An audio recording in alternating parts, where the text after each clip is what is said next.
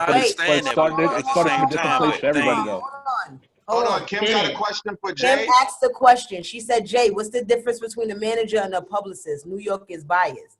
Oh, no, I think New York is biased. Yeah, New York is biased. It's biased because hip-hop really starts for people, depending on what age they are. You know what I'm saying? Like, you think about it now, like old school, if you're 18, 19, 20 years old, old school is 50 Cent. Old school is Lil Wayne. Like, how crazy is that? I know Nimrod. I know we probably grew up listening to Mobb Deep and, Tribe Called Quest. Yeah. That's New York hip-hop to us, but it's a whole different world right now. But anyway, that's, everybody has their own opinion on that. But as far as a manager and a publicist, I mean, honestly, a manager, does wear a lot of hats, and sometimes they have to be a publicist, depending on, your budget or the manager's capacity and what they're able to do.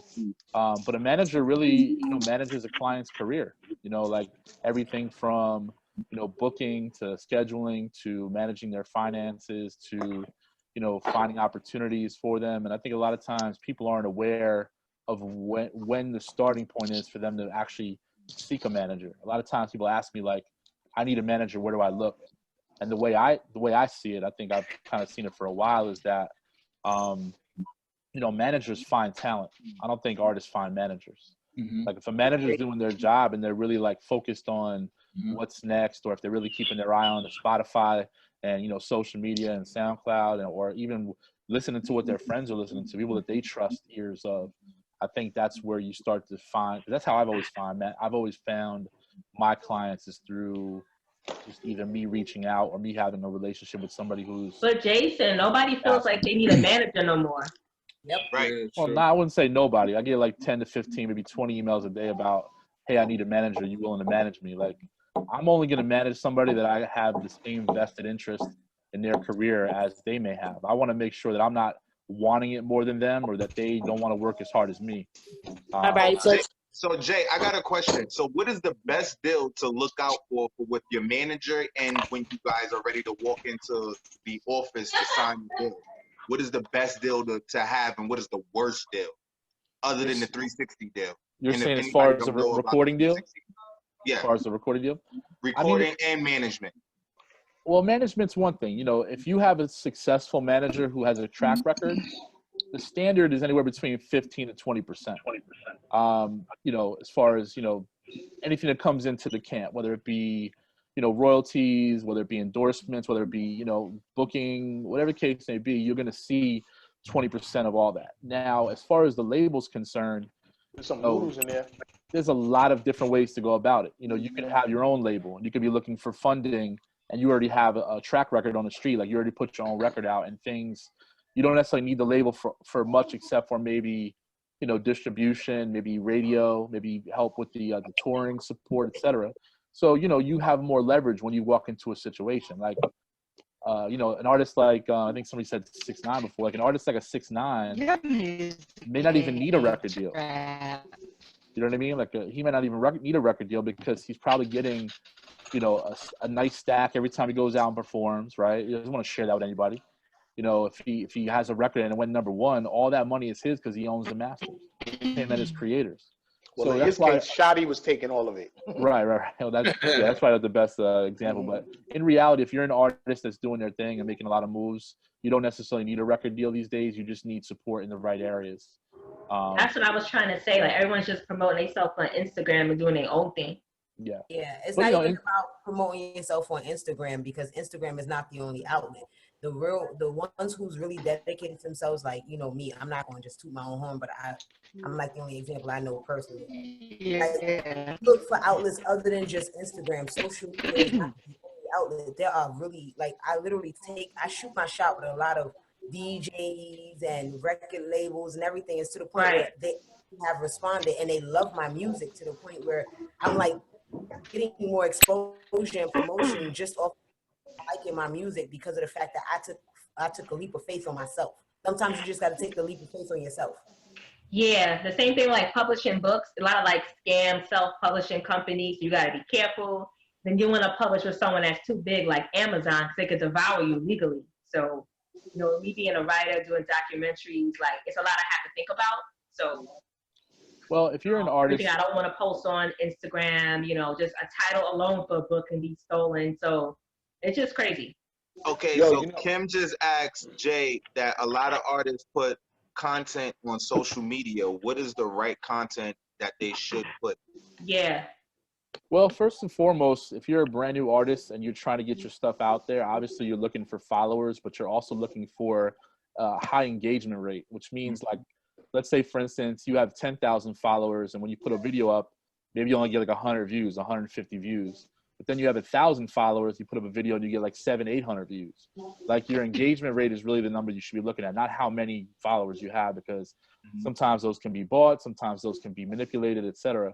Now, in my experience, you know, I feel like the artists that really win are the ones that understand how to monetize their skill set early on. So whether it be, you know, really having a large YouTube presence, monetizing that, being able to, you know, maybe sell merch, whether it be online store or at the shows and events, you know, and you also got to understand, like nowadays, everything has, you know, we're in a situation now where this is all new territory for everybody. Like y'all are on the same exact playing field as any other artist that's out there. You know, with the exception of how many followers they may have, they can't go out and perform. They can't make that money. You know, people are trying to do really, you know, cool initiatives online. So that way, you know, and Kim just put in here, like, what about Triller and TikTok? I mean, I think, you know, you look at somebody like Drake, right? Like Drake is probably one of the smartest artists in the game. And obviously he's more than just an artist, but you look at this TikTok, this Tuesday Slide shit or whatever, like he knew people were going to be in the house. He just made that record like 2 weeks ago. exactly. He put that record out, and now all of a sudden, the debut's at #1. Everybody's dancing to it. They're stuck in the crib dancing to it. The TikTok, the Triller videos, you know, and that's not everybody. Not everybody can do that, obviously. Right. But Drake also Speaking of has that- a home studio in quarantine. right. But you know what though? You Speaking could download an app right now. You could download a beat making app, a voice recording app. There's Voicey out there. I just feel like right now, the way I'm putting it is there's really no excuse for any artist to not be able to at least be able to compete in this market without having to even leave the house. Back in the day, a producer had to spend 20, 25, 30 grand just to start making beats. They needed a board, they needed a good mic, they needed like nowadays, you all have it easy. The only difference is there's more people doing it. And that's the only thing I be trying to get people to understand, like, regardless of anything, like back in the days, it was really hard to be an artist. I know because my uncle, he was a producer. He worked with Beyonce, Jay-Z, all of them. So I'm like, I used to be in the studio and watch how much and I would watch how much money they dish out. And I think my uncle was rich as hell because I'm seeing all this money. And now I'm like, I'm able to literally get a song across many different platforms for just using a small amount of money. And on top of that, because social media is so big and everybody is home, why not monetize on that? Because everybody's at home. They have nothing to do. They're trying to freaking defeat the fact of being stuck with the people they're at home with. So they're going into their phones, their laptops, their computers, just to find ways to entertain themselves and entertain their children. So now is the best time to monetize and monopolize on all of this. And if any artist is talking about they're a serious indie artist and not taking the steps to do what they have to do during this time of all times, you are losing your mind, because this is the best time. We have like the best opportunities just because everybody's home. You're absolutely right.